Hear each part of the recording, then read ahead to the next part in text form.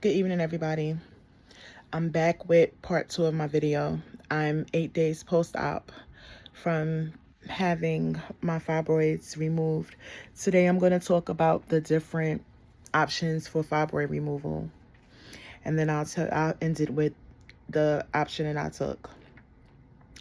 So there are surgical options, which are the hysterectomy, the myomectomy, laparoscopic or robotic myectomy or hysterectomy, and an open myomectomy. And there's also something called an open hysterectomy. The non-surgical options are medications, uterine artery embolization, focused ultrasound surgery, hysteroscopic ablation.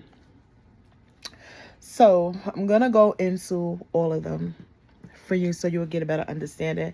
Please forgive me. I am moving a little bit. I am under a little bit of pain right now. I'm trying to endure because I hate medicine.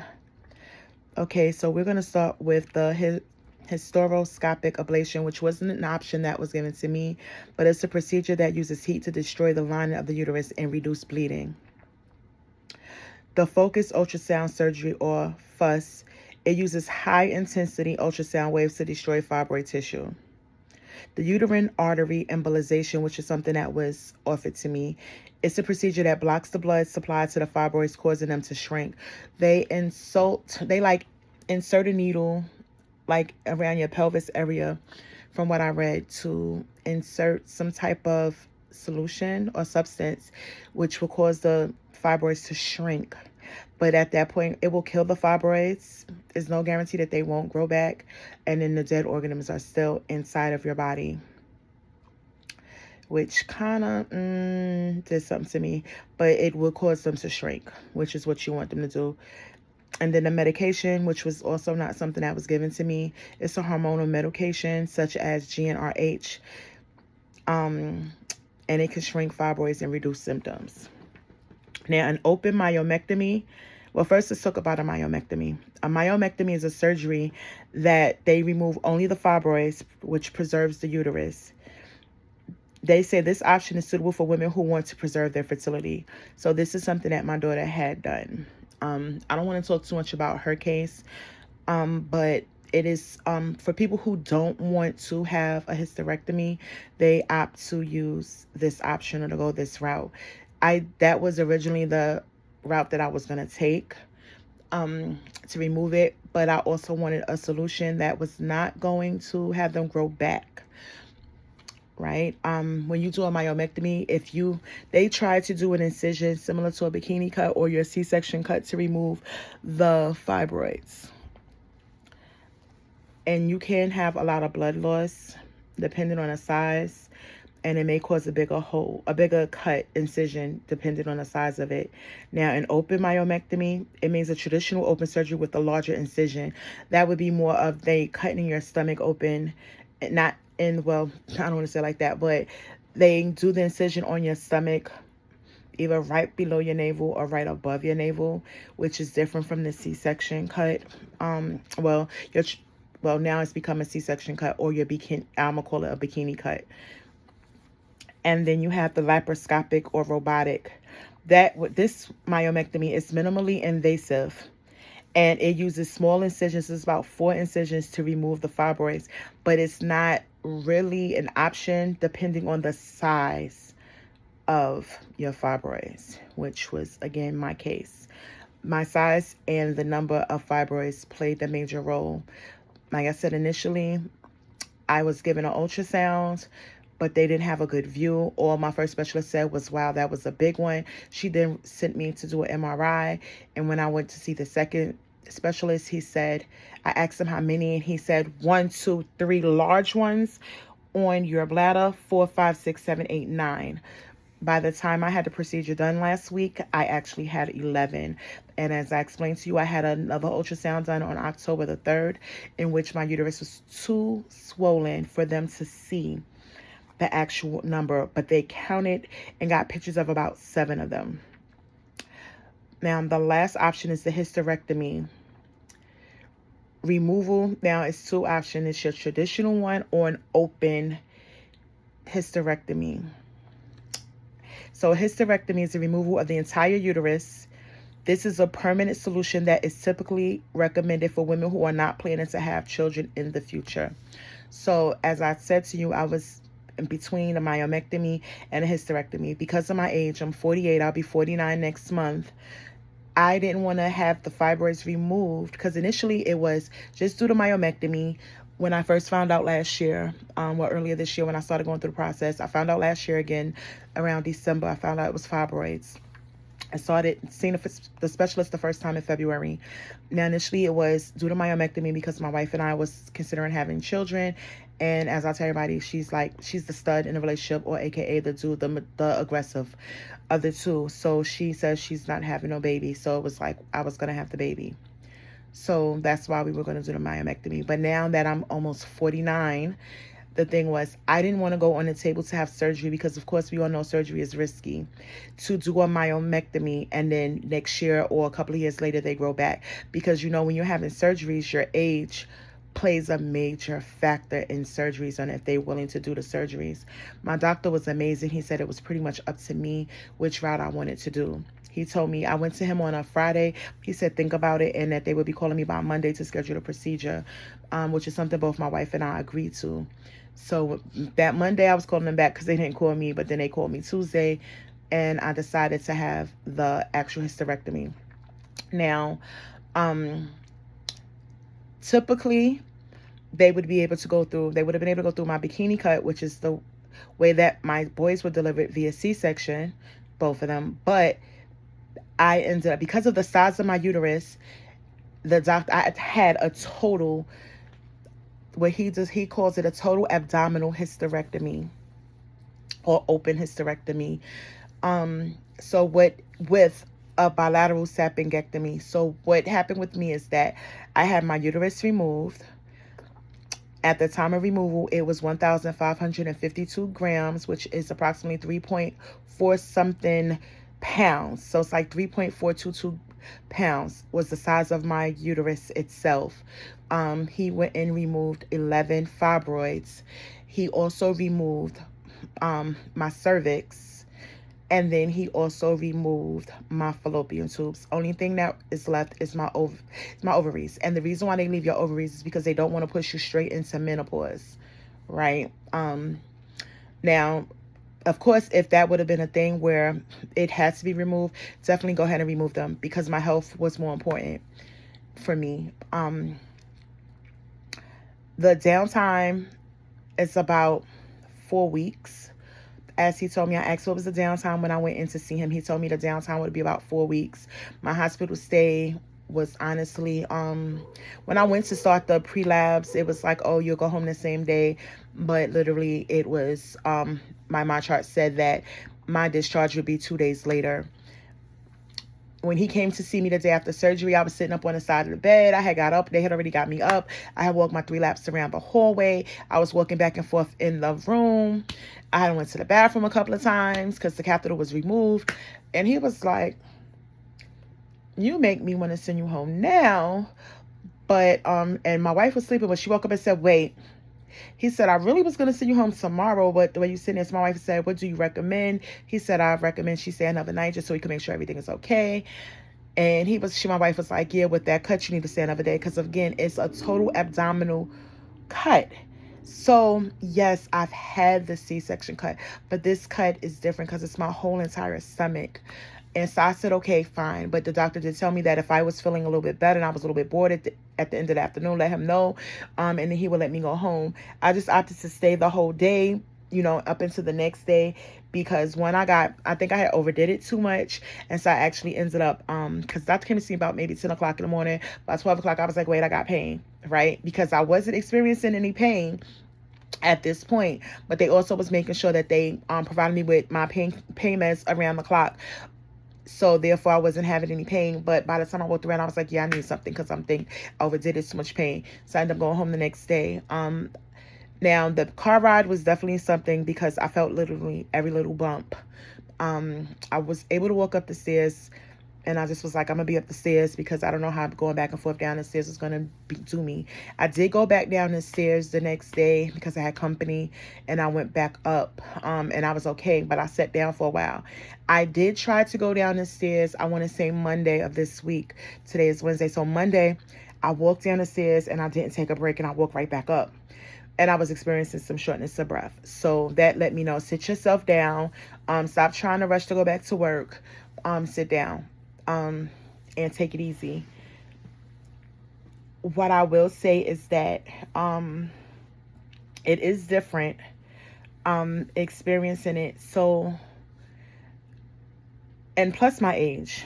Like I said, I'm going to be 49. So that's knocking on 50. And honestly, if you round it up, it's going to be 50. What I would say is that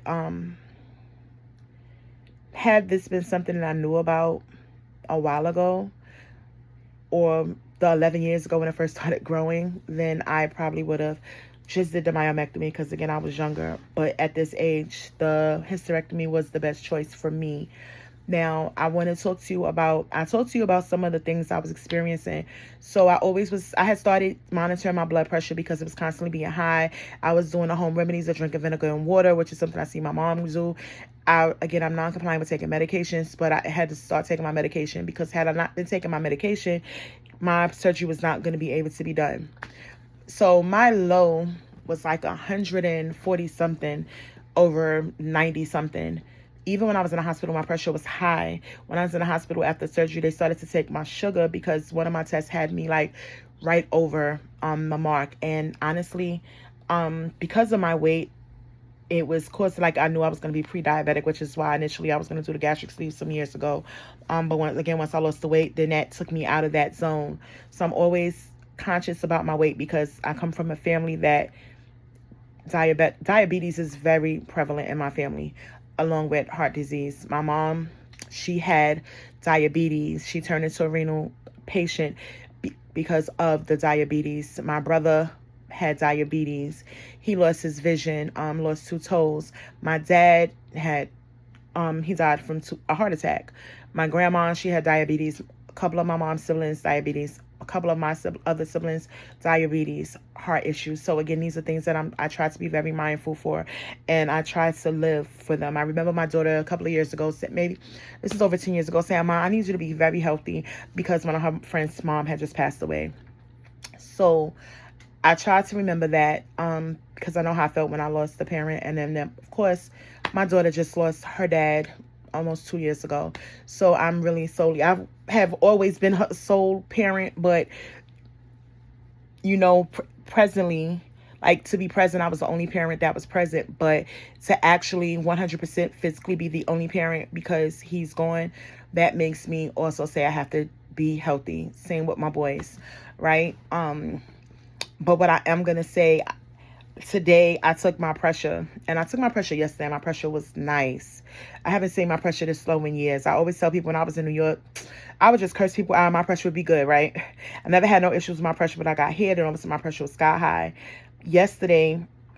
Monday, because I don't think I took it yesterday, but Monday my pressure was 120 over 76.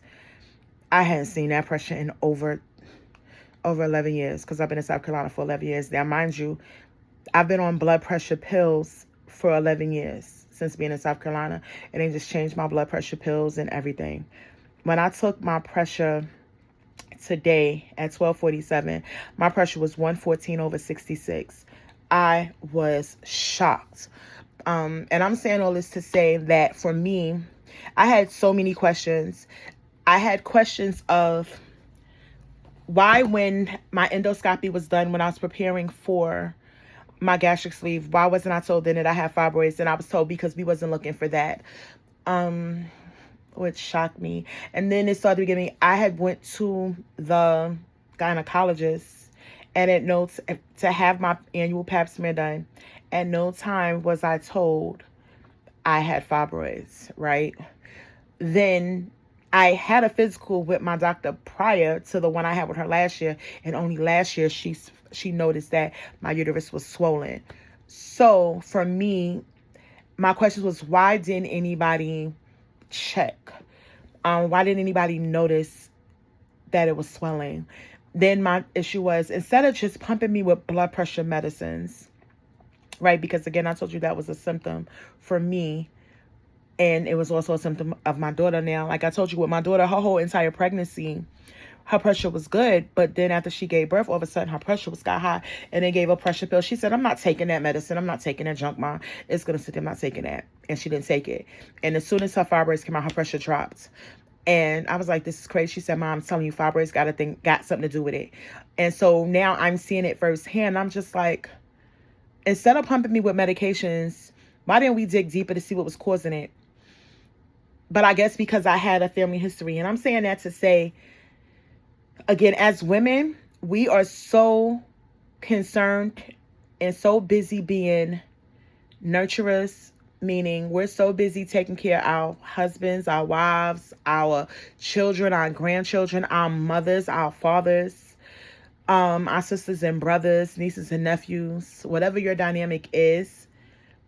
But we're not taking care of ourselves. Please pay attention to the different signs and the different changes in your body. If you're starting to gain weight and no matter what you do, you're not losing, or you're losing the weight, but your stomach is still there, go get checked. Again, for me, like I said, I lost 40 pounds in 22. And for me to lose 40 pounds, guess what? I still had a stomach. How I still have a belly, and like I tell people, yeah, I've always been a thick girl, but to say I had this big old huge stomach, that was crazy for me, and that was killing me. When I tell you that my self-esteem would bother me because I started to feel like, oh my God, like, yo, you really a fat sloppy chick, right? And there's nothing wrong with being a big girl. Like, again, I've been a thick chick, a big chick my whole entire life. At the age of 3 or 4, I was big for my age. Not that I was fat, but I was big for my age. I was always curvy. So curvy and having a belly is different. So I went from a cute little, not a shape, right? Where you can see where my hips are defined, my waist is defined because my waist is tiny, right? And you can see that my hips are sitting out, to now I have a stomach that is sitting over my belly. It's sitting over my pants, right? So that begins to bother me. When I put on my dress, I'm like, oh my God, my stomach is sticking out. Where's the waist trainer? Where's the girdle? Those things begin to bother me. So for now, like even my daughter told me today, like, Mom, your stomach went down. I was like, she said it went down like a lot. And I'm like, I haven't really been paying attention because I'm still scared to look at my cut. I'm going to look at it soon because I'm going to take a picture of it because I do want to include it. But it just, honestly, maybe if I'd have paid more attention to it and the signs that I was getting, and not just equating it to me being tired, me overworking myself, me gaining the weight, maybe I could have dealt with the fibroids a little bit earlier. So women, please pay attention. When you're doing your breast exams in the beginning of the month, pay attention to that as well. Pay attention. Make sure you don't have any lumps. Early detection is the best detection, right? If you start to feel bloating and this bloating is not going down, you have not changed your eating habits, you're still working out and that stomach is still there, and you're starting to have pain, you can't hold your water, like as soon as you drink some, you go into the bathroom. If you sneeze, you gotta pee. If you cough, you gotta pee or some pee coming out. Please go get checked. If you're having those pains in your leg, go get checked. If you're having pains in your back, go get checked. If you're having heavy cramping, go get checked. It's outside of your norm, go get checked. If you're having heavy periods, again, remember I told you a heavy period is considered going through one regular tampon, more than one regular tampon in an 8-hour period. Not an ultra, not a super plus, not a super. If you're going through a super plus or ultra more than one in an 8-hour period, go get checked. Go see if you have a fibroid. Go see if there's something else causing it.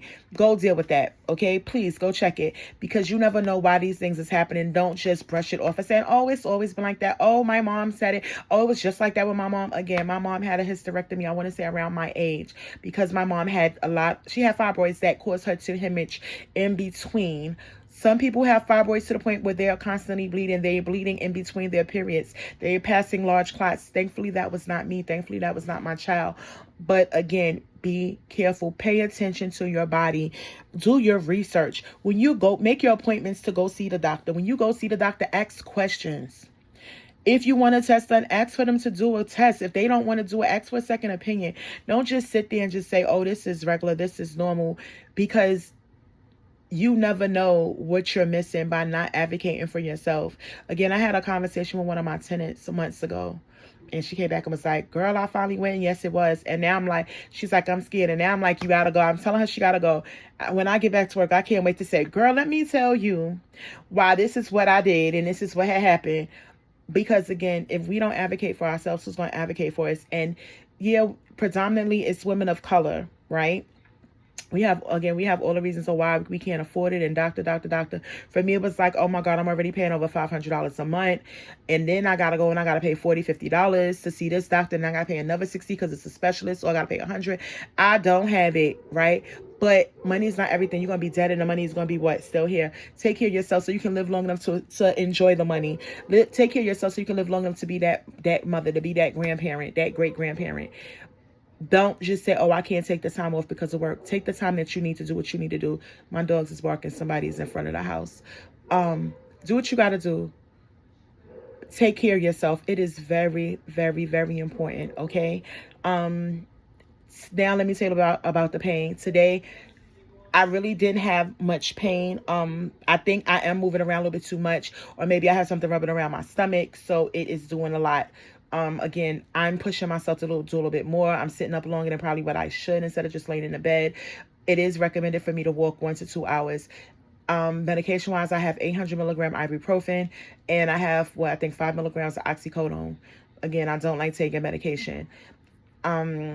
But you got to do what you got to do. I was told today by a surgical tech, when my wife's going to the hospital today, she said for me to take my medicine around the clock, because if I miss my dosage and don't take it around the clock, that's when the pain is going to set in. Thankfully, again, I have not had that severe pain.